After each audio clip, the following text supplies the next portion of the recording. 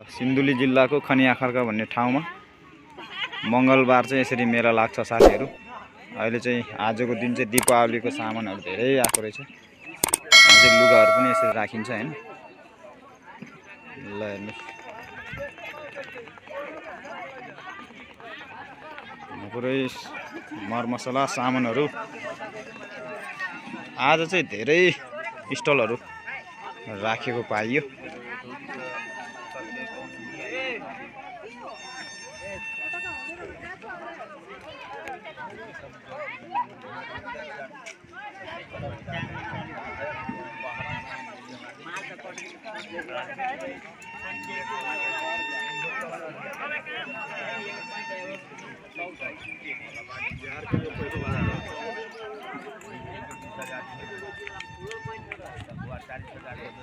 सबै तिहारको प्याकेटहरू हमरो खींच ले बो भाई, हमर मुंह तो दाढ़ी नहीं बनाइल है, दाढ़ी नहीं बनाइल है।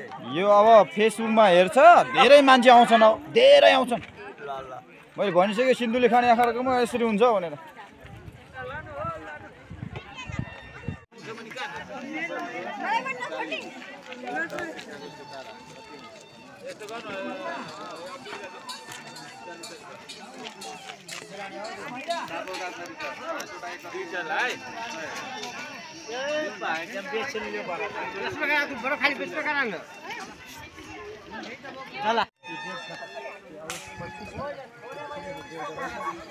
कति 100 रुपियाँ हो सर त्यो एउटालाई?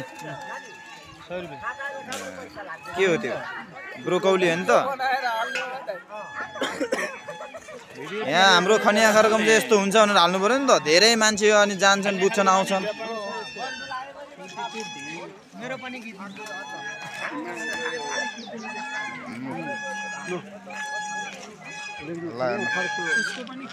अरे सर के किन्नुहुन्छ?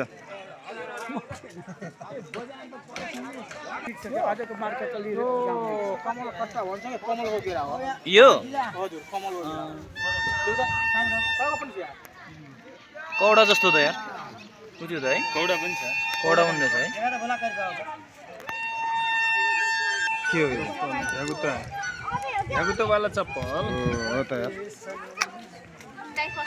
मिश्री चाहिँ प्योर मिश्री जस्तो लाग्यो यार।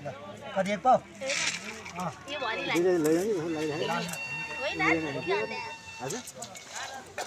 के किन्ने हाम्रो उसले? के किन्ने ला? बदाम किन्ने हो? ए कति रहेछ? कति किलोको?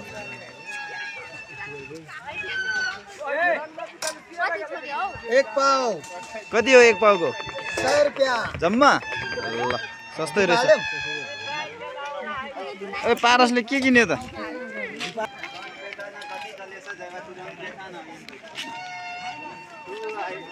नेपाल सर आज एउटा पटाका किनेर पड्काउने हो क्या?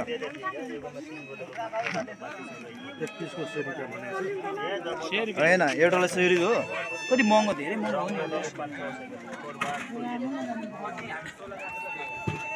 कति 50 गर्नु न। यसलाई 250? ए हाम्रो बोली टेप कल है बुवा। केही हुँदैन। अनि तेल छ? तेल आधा लिटरको छ, एउटा राख्नु त।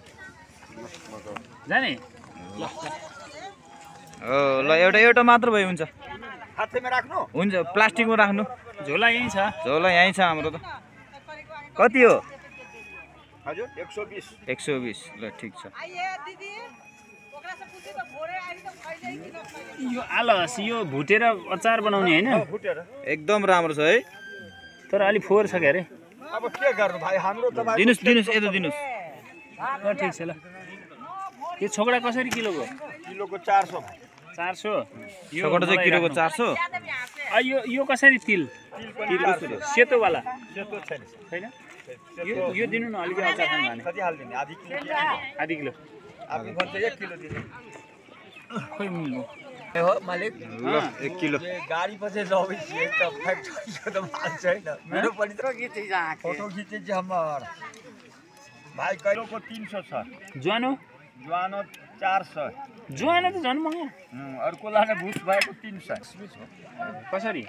किलोको 1200 किलोको 1200 थियो किसमिस हजुर दाम बढेको थियो भने पोट पाएर धेरै महँगो रहेछ है 400 के किलो त कुकुर पनि खानु नसक्ने पोखर नि ओखर 600 500 यो 500 यो त 600 यो चाहिँ 500 एउटै हैन र त्यो किन 100 रुपैयाँ फरक छ मिस्कट छ ए सारो वाला छ त्यहाँ सारो छ त्यही तर उसमा मिस्कट छ कोही महँगो जिल्लाई जो मन लाग्छ यो राम्रो कि पहेँलो वाला राम्रो है कुन चाहिँ छेउबाट राम्रो हो यो महँगो भएछ कि 400 रुपैयाँ ए पहेँलो वाला राम्रो हो कि यस्तो वाला राम्रो हुन्छ छेउबाट छोकरा भाइ सेतो जुन छ न सेतो सारो छोकरा हुन्छ है मिठो हुँदैन मिठो हुँदैन जति तपाईँको कालोमा स्वाद छ टेस्टी छ त्यति थिएन तिनजना विदेशबाट आउँछ यत्रो लामो कसको सेतो विदेशबाट त कालबे आउँछ काली यो त उसको खौजुरी भयो प्योर छहरा आफ्नो देशमा यति लामो हुन्छ यति मोटो पनि हुन्छ है त्यो हाम्रो देशमा आउँदैन कहाँ आफ्नो देशमा त्यो पनि नेपालमा तपाईँको त कहाँ इन्डिया आउँछ इन्डियाबाट आफ्नो देशमा अलिअलि ए यो त नेपालमै बनायो होला कहूँ नेपालमा त यसको खेतियै छैन खेती छैन नेपालको न छहराको खेती छ न काजुको छ न किसमिस अङ्गुरको छ काजु किसमिस ओलमोल बदाम के छ यो कसरी हो 700 रुपियाँ किलो यो 700 रुपियाँ किलो 700 पैसा लिएर कसरी हो त्यो बिरे नुन कसरी बिरे नुन पाउको 100 रुपियाँ महँगो रहेछ बिरे जायफल गोटाको कसरी 10 रुपियाँ हो ए कागज लाउनु सर बाँध्दै त हातैमा बोको भए सर दुईटा यो एकजना बनाउने फ्याक्ट्रीमा अर्डर गर्नुपर्छ यो मिश्री बनाउनलाई रङ कलर बनाउनु पर्छ ए त्यस्तो छ नभए उ त्यो सेतो मेन मिश्री त्यो छ हजुर तर मान्छे यहाँको बुझ्दैन एक पाउ पनि बेच्यो नि एक कार्टुन बेचिदियो एक पाउ पनि गयो नि अन्त सेतो छ नलाने रे यो यसलाई भन्छ कागती मिश्री भन्छ त्यो होइन त्यो हो हजुर धागो भागो मिश्री राम्रो भन्छ धागो भएको छ त्यो राम्रो चाहिँ सेतो मिश्री है हजुर बनाएर राख्नु पर्छ के को बाख्नु साउजी ऊ त्यसको नाम के छ स्टार फुल स्टार फुल त्यो स्टार फुलले के काम गर्छ गरम मसला पिप्ला खै पिप्ला कति भयो कसरी 220 150 ग्राम किन्नु न एउटा गुरुवा 4 तारिकको माल किनेको थिएँ मैले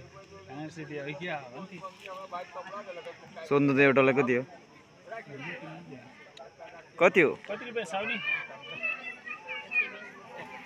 120 यसो मिलाएर 100 मा आउँदैन